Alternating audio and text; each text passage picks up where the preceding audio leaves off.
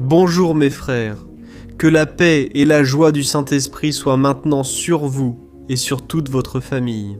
Amen, je suis le pasteur Antonio Junior. Et nous sommes ici dans cette grande chaîne de foi, d'espérance qui s'est répandue dans tout le Brésil et aussi en dehors du Brésil.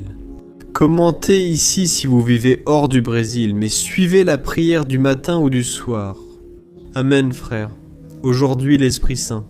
Il va te transmettre un message qui fera toute la différence dans ta vie, surtout si tu es fatigué, si tu es accablé. Jésus a dit « Venez à moi, vous qui êtes fatigués et accablés, et je donnerai du repos à vos âmes. » Tu te demandes peut-être « Pasteur, comment aller vers Jésus ?» Explique simplement. Frère, il y a plusieurs façons de chercher Jésus, mais l'une d'elles, c'est quand tu arrêtes de vouloir être vu par les autres et que tu commences à agir. Pour être vu par lui, être loué par lui, et non pas être vu et loué par les gens. Laisse-moi t'expliquer. Très souvent, notre plus grand ennemi n'est pas celui qui est dehors, ni les batailles du quotidien, mais ce besoin que nous avons de vouloir l'approbation des gens.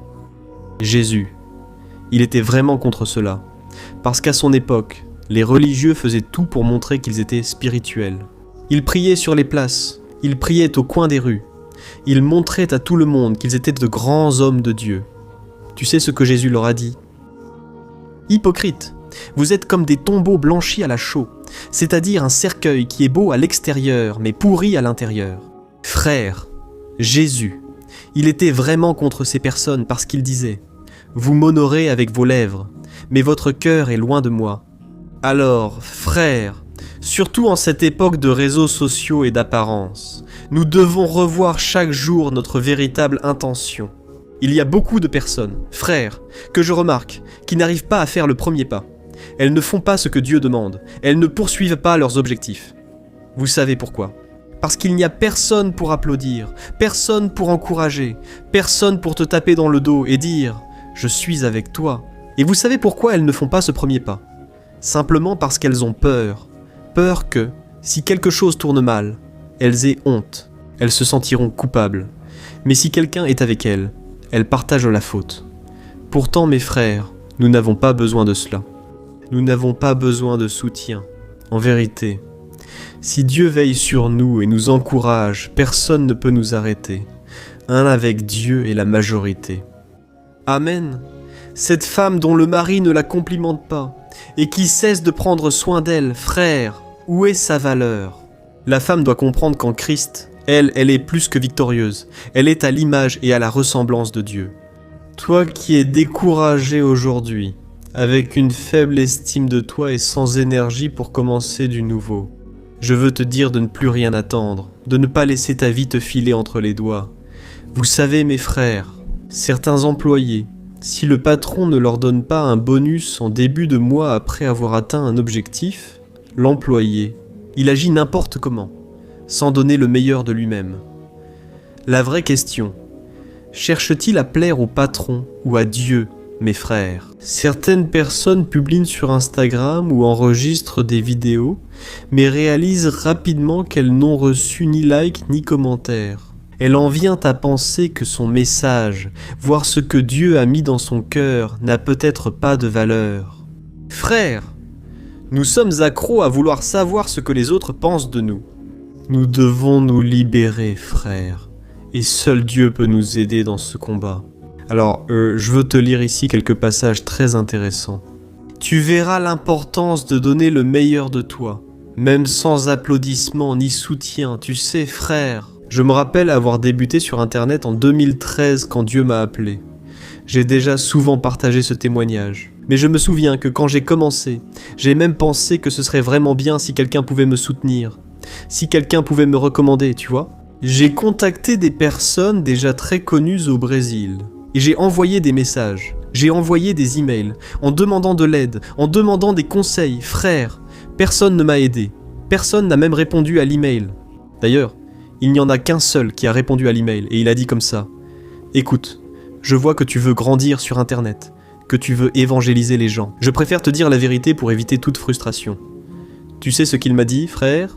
Il a eu le culot de dire que si je ne faisais pas de ragot gospel, c'est-à-dire parler du mal des pasteurs et des églises, Si je n'apportais pas de polémique, de choses lourdes, les gens n'allaient tout simplement pas regarder mon contenu. Frère, à ce moment, j'ai pensé, je ne suivrai pas cette voie.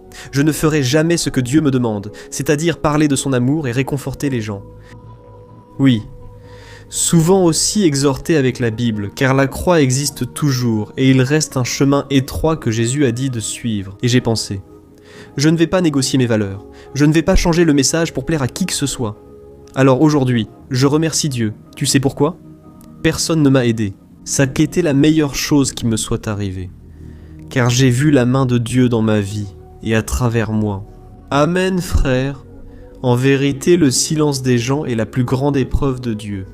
Quand personne ne nous soutient, Dieu observe notre cœur. Et il veut savoir si nous faisons cela pour plaire aux gens, ou si nous le faisons pour plaire au cœur du Père. Amen.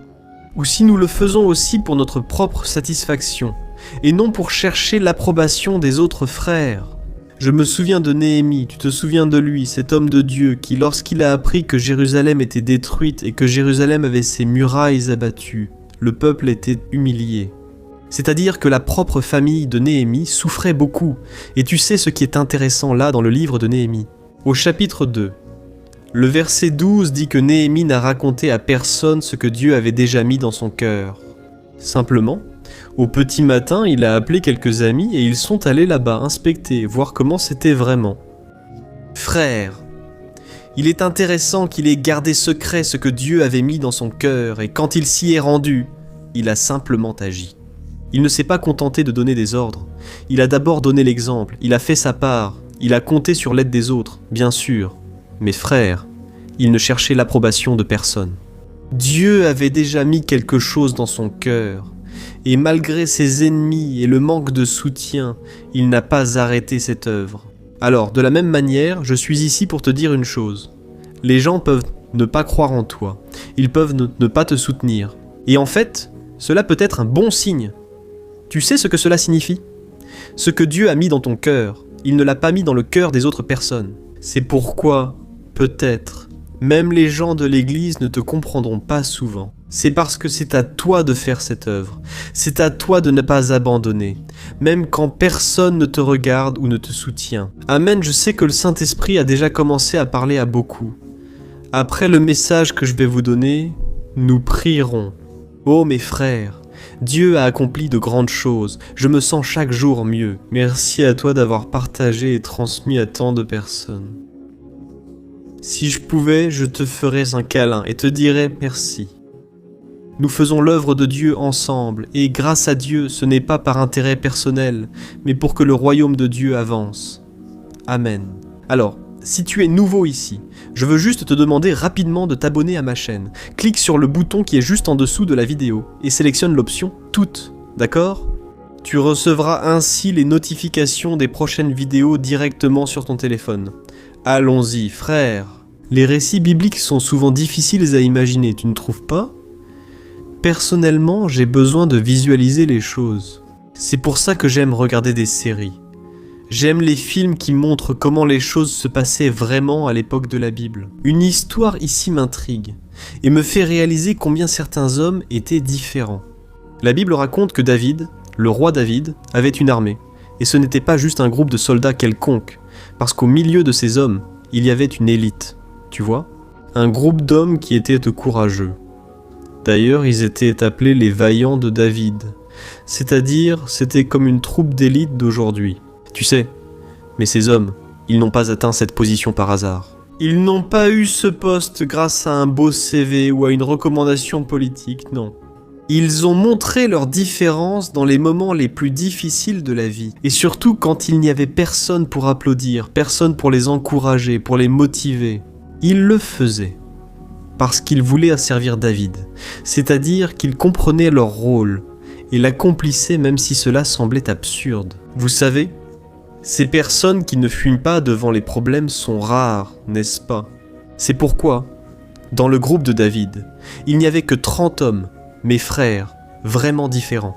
Et aujourd'hui, je veux vous parler de l'un d'eux, qui s'appelait Benaïa. C'est bien ça, Benaïa. C'était un homme extraordinaire. Mais avant de parler de lui, faisons ceci. Je veux vous parler rapidement ici de quelques autres vaillants de David, par exemple. Il y avait un homme qui s'appelait Éléazar. Cet homme, mes frères. La Bible raconte qu'il a combattu si longtemps contre les ennemis que sa main est simplement restée collée à la poignée de l'épée. Vous pouvez imaginer ça? Sa main? Mes frères? Il avait tenu l'épée si longtemps qu'ils étaient devenus inséparables. Lui et son épée ne faisaient plus qu'un. Pourquoi? Cet homme était déterminé à donner sa vie pour Israël, pour David. La Bible dit que les autres soldats d'Israël ont fui, le laissant seul sur le champ de bataille. Mais il était resté là, se battant jusqu'à gagner cette guerre, et il y avait un autre vaillant de David, appelé Sama. Oh mes frères, cet homme aussi était un grand guerrier. La Bible dit qu'une fois, les ennemis sont venus attaquer un champ de lentilles, et alors tout le monde s'est enfui de peur, parce qu'ils pensaient « Ah, ce ne sont que des lentilles, laissons tomber. Nul ne mourra pour une assiette. » Mais mes frères, cet homme, en plein milieu du champ, il a planté son pied dans le sol et il a dit « De ce bout de terre, personne n'emportera rien. Je suis ici pour me battre contre vous. » Et la Bible raconte qu'il s'est défendu seul contre l'armée ennemie, mon frère. Il savait que perdre cette nourriture aujourd'hui signifiait risquer que l'ennemi prenne leur maison et les réduise en esclavage demain. Alors, il savait qu'il ne pouvait laisser aucun espace à l'ennemi. Frère, c'est de ce genre de personnes dont je veux vous parler. Des personnes déterminées, vous savez. Des personnes authentiques, celles qui n'abandonnent jamais, quoi qu'il arrive. Peut-être que tu m'écoutes ici, et que tu as déjà traversé de nombreuses difficultés. Mais tu es là aujourd'hui. Tu peux être fatigué. On dirait que tu reviens d'une guerre, mais tu es là, en train d'écouter la parole, attendant la prochaine direction de Dieu pour ta vie. C'est comme ça que le chrétien doit être, frère. Le chrétien doit être ferme, doit être positionné, obéissant à Dieu. Et c'est pour cela que j'ai senti dans mon cœur de commencer aujourd'hui en parlant de Benaïa, comme je l'ai dit, Benaïa. Il faisait partie des vaillants de David, et il est intéressant de noter qu'il était fils d'un prêtre. C'est-à-dire qu'il avait tout pour être un homme qui vivait dans les temples, qui s'asseyait sur une chaise confortable. Mais il a préféré aller au combat. Et son histoire a été marquée par un détail que je sais, ça peut sembler fou. Mais si tu comprends le côté spirituel de cette chose, tu verras que cet homme était un homme de Dieu. Regarde ce que dit la Bible dans 2 Samuel 23, versets 20 à 22. Il y avait aussi Benaïa, fils de Joiada, un homme vaillant, il a accompli de grands exploits. Une fois, il a tué 2 des meilleurs guerriers de Moab. Et, à une autre occasion, un jour de neige, il est descendu dans une fosse et a tué un lion. Il a aussi tué un Égyptien énorme, armé d'une lance. Benaïa l'a attaqué seulement avec un bâton, a arraché la lance des mains de l'Égyptien et l'a tué avec. Regardez, frère, ce verset fait penser à une scène de film, non? L'homme descendant là dans cette fosse, tuant un lion un jour de neige. Mais je veux ramener ça à la vie réelle. Pour que tu comprennes, as-tu vraiment une idée de ce que serait la neige tombant là-bas en Israël? Frère, ce n'est pas aussi beau qu'on l'imagine. Rien à voir avec Hollywood. On y est habitué, non? Voir la neige à New York, en Suisse, dans ces lieux magnifiques. Mais seuls ceux ayant vécu dans un pays enneigé savent que tout n'est pas rose. Ce n'est pas facile. Et imaginez alors, en Israël, frère, il y avait de la boue glissante, un sol glissant, froid. Leur corps devenait raide à cause du froid, faute de vêtements adaptés. Et soudain, ce Benaïa. Il était dans une fosse avec un lion. Probablement le lion. Il est tombé et n'a pas pu sortir. C'est-à-dire, l'animal avait peur. Il avait probablement très faim. Il se sentait acculé. Cela me montre que c'est le pire moment pour s'approcher d'un animal comme celui-là. D'accord ? Et pourquoi Benaïa a-t-il décidé de sauter là-dedans et d'en finir avec ce lion? Frère, tu sais pourquoi? Car cet homme n'a pas pensé qu'à lui, mais aussi à tout Israël et à son chef David. Et il savait que, s'il restait à l'extérieur, il serait totalement en sécurité. S'il avait lancé une pierre ou était rentré chez lui, personne n'aurait rien su. Mais il a choisi de descendre. Tu sais ce que ça signifie pour nous aujourd'hui? Qu'un vrai courageux, c'est celui qui résout le problème, alors qu'il pourrait trouver n'importe quelle excuse et partir. Frère, ce n'est pas le lion qui a poursuivi Benaïa, c'est Benaïa. Sais-tu pourquoi il a fait ça? Il est descendu dans la fosse car il savait que s'il ne tuait pas le lion pendant qu'il était piégé, tôt ou tard, le lion allait réussir à sortir de là. Et il aurait pu finir par attaquer un enfant ou un berger, ou il aurait pu causer de gros dégâts au milieu du peuple de Dieu. Frère, il a résolu un problème que personne ne voulait résoudre. Et pas seulement cela. Il a fait quelque chose un jour de neige, c'est-à-dire un jour totalement compliqué, frère. Et il n'avait pas d'armée à ses côtés pour lui donner une couverture. Le texte montre clairement que même David n'était pas là pour le soutenir. Maintenant, je vais te dire ce qui lui est arrivé. Tu vas comprendre à quel point ça vaut la peine de tout faire avec excellence quand tu fais les choses en attendant l'approbation de Dieu. Frère, nous n'avons besoin de rien d'autre, tu sais ? Très souvent, on passe sa vie à se plaindre que les conditions ne sont pas bonnes pour qu'on fasse quelque chose. J'aime vraiment conseiller et discuter avec les gens, et parfois ils le disent. Pasteur, si j'avais un peu d'argent, je changerais de vie et j'aiderais l'église, je ferais des missions. Parfois, on dit, si ma femme était croyante, je serais plus ferme avec Dieu, ou si mon mari l'était, je serais solidement ancré sur le roc. Mais, frère, cet exemple que je viens de citer illustre quelqu'un qui n'a dépendu de rien pour agir comme il le fallait. Frère, l'homme a compris que sa force ne venait pas de l'extérieur, sa force venait de l'intérieur. Tu te dis peut-être, pasteur, que tu as déjà essayé de régler tes problèmes seul, mais que tu encaisses seulement des coups. J'ai l'impression de me noyer dans les problèmes, comme si j'avalais toujours de l'eau. Est-ce que Dieu ne veut vraiment pas que je compte sur l'aide des autres ? Frère, il y a des moments pour dire oui, et d'autres non. Soyez attentifs à ce que je vais dire sur les batailles clés de votre vie. Dieu te laisse traverser cela seul pour t'apprendre à te battre et à faire confiance au Seigneur. Amen. La grâce de Dieu te suffit. Et quand tu as beaucoup de gens qui t'aident, tu finis par partager le mérite de la victoire. Tu dis qu'un tel t'a aidé et que l'autre t'a donné ce conseil. Mais quand tu tues le lion dans la fosse, au milieu de la neige, sans personne autour de toi, alors tu es obligé de reconnaître que c'était Dieu, que c'était la main de Dieu qui a fait toutes ces choses. Alléluia, frère. C'est pour ça que souvent nous vivons seuls. C'est pour ça que souvent Dieu permet que personne ne nous aide, pour qu'on reconnaisse que c'est lui qui nous a soutenus. Gloire à Dieu. Nous ne pouvons dépendre que de la grâce du Seigneur, frère, et non de béquilles ou d'autres choses. Sais-tu ce qui est arrivé à cet homme ? Je vais te lire ce qui s'est passé pour te montrer que rien ne passe inaperçu. Regarde ce qui est écrit dans 2 Samuel, chapitre 23, versets 22 et 23. Il est dit ceci. Voici quelques-uns des exploits de Benaïa, qui fut aussi compté parmi les vaillants. Bien qu'il fût plus célèbre que n'importe lequel d'entre eux, il ne devint pas l'un des vaillants d'élite. David le nomma capitaine de sa garde personnelle. Alléluia, frère. J'imagine que David s'est dit, si ce gars a osé affronter seul le lion dans ce froid, dans ce trou, c'est donc ce genre d'homme que je veux pour veiller sur ma vie, sur ma sécurité. Et alors, frère, la Bible dit que Benaïa est devenu le chef de la garde du roi David.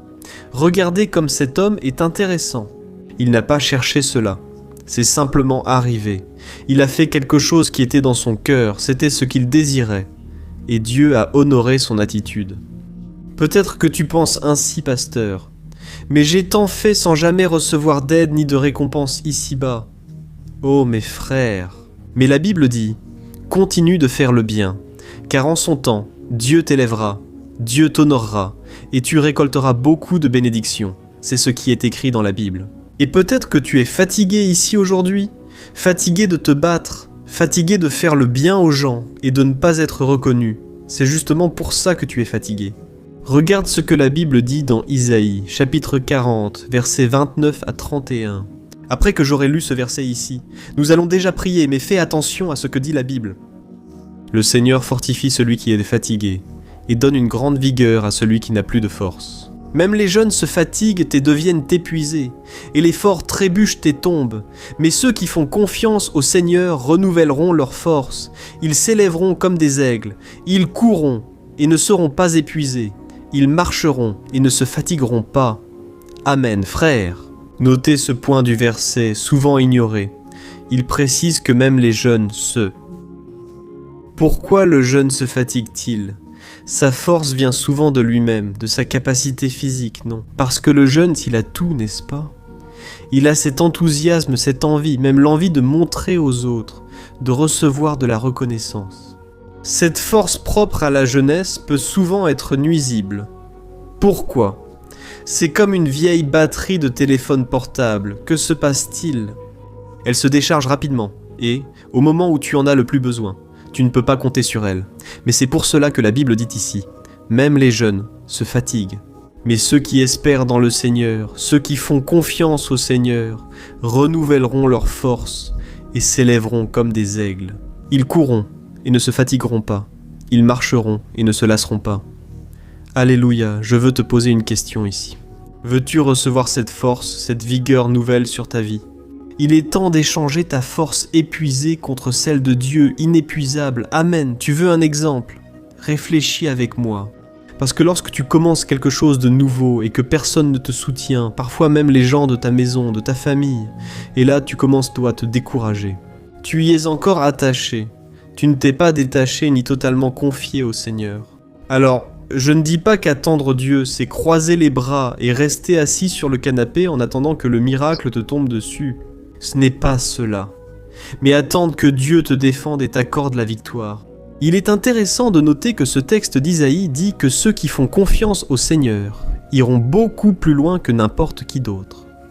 Frère, les gens vont te regarder, ils vont être admirés et vont commencer à se demander « Comment a-t-il pu aller aussi loin ?» D'où lui vient cette force, cette joie ? Frère, nous devons être des exemples, des témoins de personnes qui ont fait confiance à Dieu et ont vu les promesses s'accomplir. Alléluia. Je veux prier maintenant pour toi, pour ta maison, ô mes frères. Dieu a fait des merveilles et je te remercie parce que tu as décidé d'ouvrir ton cœur à la parole. As-tu compris que prier ne suffit pas ? Il te faut aussi une nourriture quotidienne. D'ailleurs, la Bible dit que l'homme ne vivra pas seulement de pain, mais de toute parole qui sort de la bouche de Dieu. Et aujourd'hui, je crois que Dieu te parle. Il te dit « Mon fils, fais-moi confiance, arrête de regarder les autres et laisse-moi mettre des plans dans ton cœur. Je vais mettre des projets dans ta vie et tu dois rester tranquille jusqu'à ce que tout s'accomplisse. Compte sur mon soutien. Je crois que Dieu me dit et te dit cela aujourd'hui. Amen. Laisse ta demande de prière ici et écris-la en commentaire. Partage aussi un mot pour encourager d'autres à écouter le message. Écris aussi quelque chose comme « Dieu m'a parlé, j'avais besoin de cette parole » ou alors « La grâce de Dieu me suffit ». Amen, ferme les yeux et partage à la fin de la prière. Beaucoup ont besoin d'entendre la parole et tu peux être un instrument du Seigneur pour les bénir. Amen.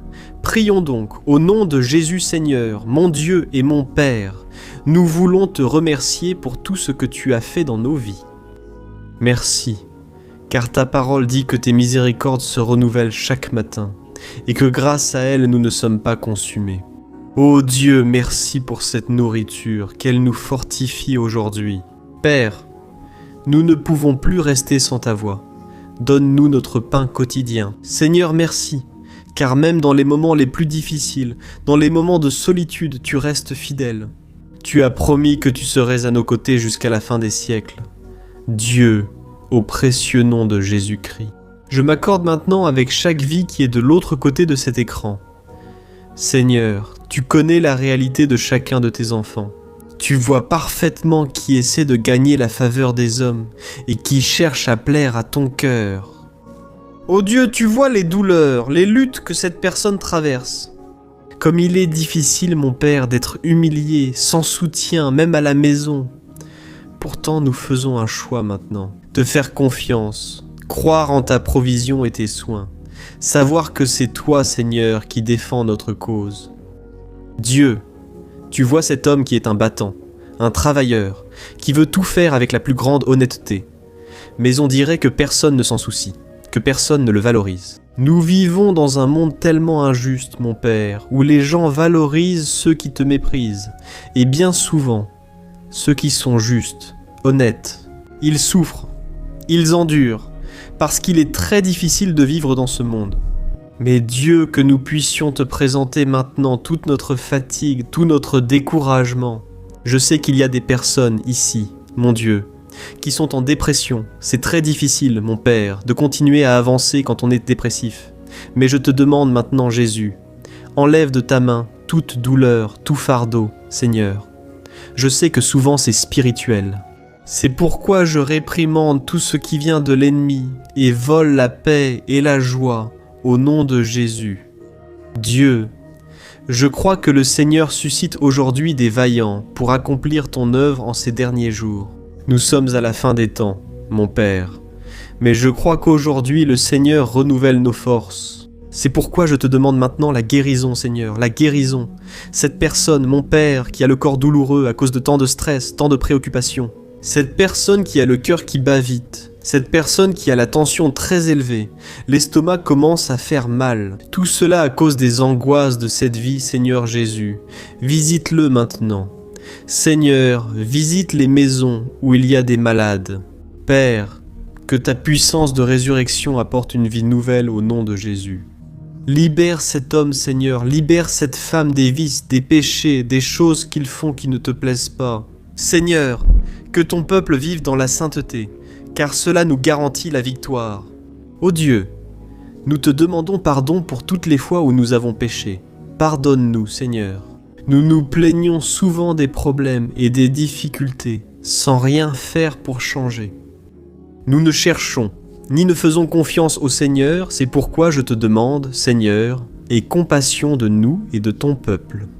Je sais que certains sont actuellement au fond du gouffre, surtout parce qu'ils n'ont pas encore choisi de suivre Jésus et d'obéir au Seigneur. Et nous savons, mon Père, que Jésus aussi a eu une vie solitaire.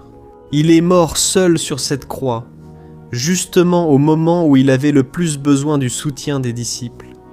Ô Seigneur, je crois qu'à ce moment, tu fortifiais ton Fils. Et, de la même manière, je crois qu'aujourd'hui tu envoies tes anges pour nous fortifier et nous encourager. Alléluia.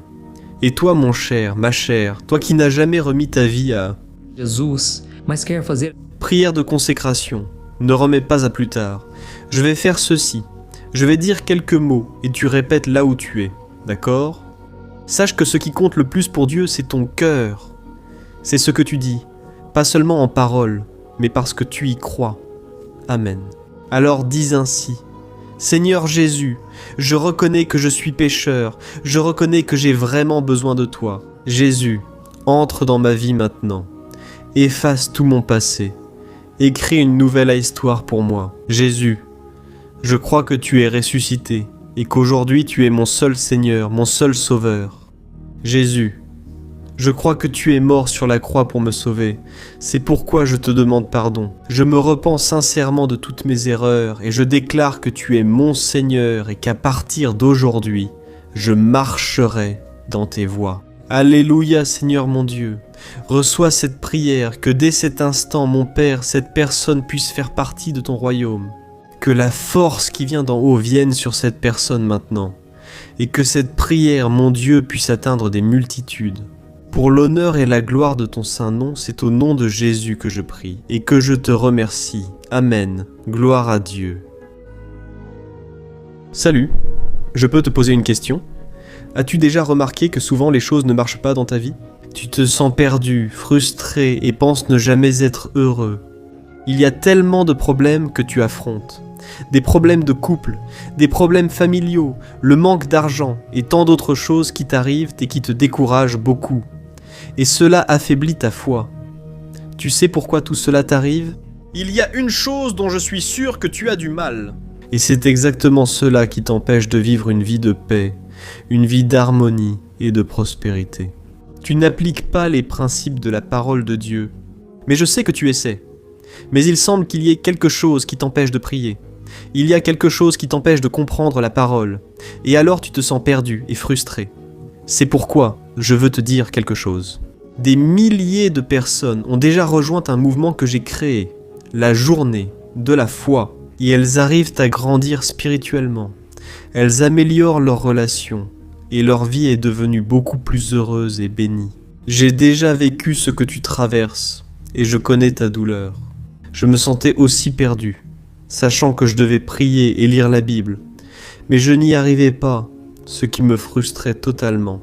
Jusqu'à ce qu'après tant de luttes, j'ai découvert une façon de grandir dans ma marche avec Dieu. Et après avoir réussi à faire cela, ma vie a changé, du tout au tout. La transformation a été si grande qu'aujourd'hui j'arrive à aider des milliers et des milliers de personnes chaque jour.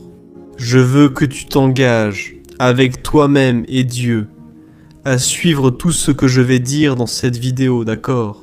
La première chose que tu dois faire, c'est prier et lire la Bible de la bonne manière, pour qu'elle touche ton cœur, apporte le changement désiré et modifie aussi ton comportement. Je sais que souvent tu ne sais pas comment agir parce que ton cœur est très triste, affligé, angoissé et perdu. Je sais aussi que souvent tu es frustré parce que tu n'as pas la force d'aller de l'avant. J'ai aussi vécu comme ça pendant de nombreuses années, et je sais exactement ce que c'est. Jusqu'à ce que je commence à voir la parole de Dieu d'une manière simple et pratique. Et ce parcours a transformé ma vie à tel point qu'aujourd'hui je suis ici, aidant des milliers de personnes à trouver la paix, l'harmonie et la direction. Frère, je ne pouvais pas garder cela pour moi, ni retenir cette connaissance. Et c'est pourquoi j'ai écrit 3 livres, qui sont la base pour que vous appreniez cette façon simple et pratique de chercher Dieu et d'obtenir des résultats dans votre vie. Le premier livre est « Le moment avec Dieu ». Il va nourrir votre esprit d'une telle manière que vous allez ressentir un très grand désir de chercher Dieu. Ce livre vous expliquera la parole simplement et renforcera votre foi en lui. Vous allez lire un message pour chaque jour de l'année, en rappelant que tous ces messages sont divisés par thème, pour que vous puissiez aller directement à cette parole dont vous avez tant besoin. Et le deuxième livre est Vie de prière. Ce livre va changer vos sentiments, il va guérir vos émotions, il va donner une direction à votre vie. Vous allez remarquer que votre quotidien change, parce que la prière apaise notre cœur, elle soulage notre âme. Amen. Et dans ce livre aussi, vous trouverez une prière pour chaque jour, et elles sont toutes également classées par thème. Par exemple, il y a une prière pour l'anxiété, une prière pour la dépression, une prière pour l'angoisse, le sentiment de culpabilité.